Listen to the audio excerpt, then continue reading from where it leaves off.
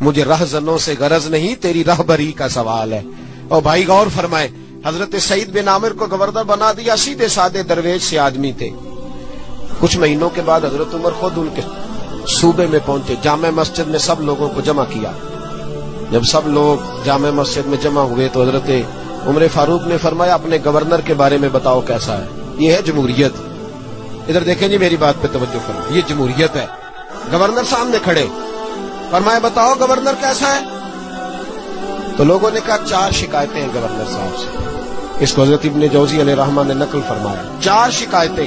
کون سی؟ کا پہلی شکایت یہ ہے کہ گورنر صاحب جب شروع میں گورنر آئے تھے تو فجر کی نماز کے بعد ہی لوگوں کی بات سننے لگتے تھے، اب نماز پڑھ کے گھر جاتے ہیں، 9-10 بجے واپس آتے ہیں۔ دوسری شکایت یہ ہے کہ ہفتے میں 1 دن ملتے نہیں۔ تیسری شکایت ہے صرف دن کو ملتے ہیں، رات کو نہیں ملتے۔ اور چوتھی شکایت یہ ہے کہ کبھی کبھی رونے لگتے ہیں اور بے ہوش ہی ہو جاتے ہیں۔ آپ نے عجیب دیوانہ گورنر بنا دی۔ حضرت عمر نے حضرت سعید بن عامر کی طرف، بول بھئی تیری شکایات ہیں۔ جناب سعید بن عامر کہنے لگے حضور میرا راز نہ ہی کھلتا تو اچھا تھا، اگر آپ نے کہا ہے تو کہہ دیتا ہوں، بتائیے۔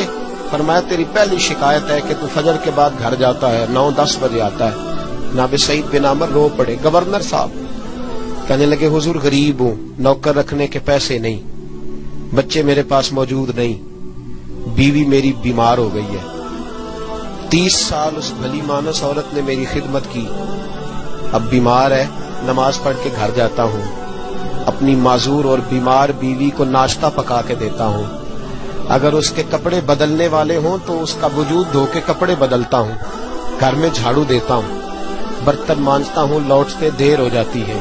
کہتے ہیں حضرت عمر پہلے جواب پہ سختہ طاری ہو گیا، کہ تیری دوسری شکایت یہ ہے کہ ہفتے میں 1 دن ملتے نہیں۔ تو سعید بن عامر عرض کرنے لگے حضور کرتا میرے پاس ایک ہی ہے، ہفتے میں 1 دن دھو کے خشک ہونے کو ڈالتا ہوں، بیوی کے کپڑے پہن کے بیٹھا رہتا ہوں، ٹھنڈ کا موسم ہے، اثر وہیں ہو جاتی ہے۔ کہتے ہم لوگوں کی آنکھوں میں آنسو چمکنے لگے۔ کہا تیری تیسری شکایت یہ ہے کہ تو دن کو ملتا ہے رات کو نہیں ملتا۔ تو رونے لگے، داڑھی ہاتھ سے پکڑ لی، کہنے لگے حضور دیکھیں کوئی بال کالا تو نہیں نا، ساری سفید ہو گئی ہے، پتہ نہیں رب کریم کب بلا لے گا۔ دن مخلوق کے لیے رکھا ہے، رات اپنے رب کے لیے رکھی ہوئی ہے۔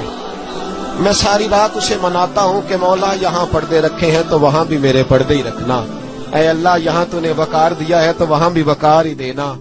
اور کہا کبھی کبھی روتے ہو اور بے ہوشی ہو جاتے ہو؟ کہنے لگے حضور بہت پختہ عمر میں کلمہ پڑا تھا، 40 سال کا تھا جب کلمہ پڑا، جب 40 سال کے گناہ یاد آتے ہیں تو رو پڑتا ہوں، سوچتا ہوں کہ میں تو 1 ہفتے کا حساب نہیں دے سکتا، 40 سالوں کا کیسے دوں گا حضور؟ پھر مجھ سے برداشت نہیں ہوتا، پھر تڑپ جاتا ہوں۔ جب چاروں باتیں کہیں تو پھر رونے لگے، کہنے لگے حضور اب میری سزا کا بھی اعلان کر دیں، اب میرے پردے کھلے تو سزا کی بات بھی کریں۔ حضرت عمر نے ہاتھ اٹھائے اور کہا اے اللہ میرے محبوب کی امت کو کچھ ایسے گورنر اور بھی عطا فرما۔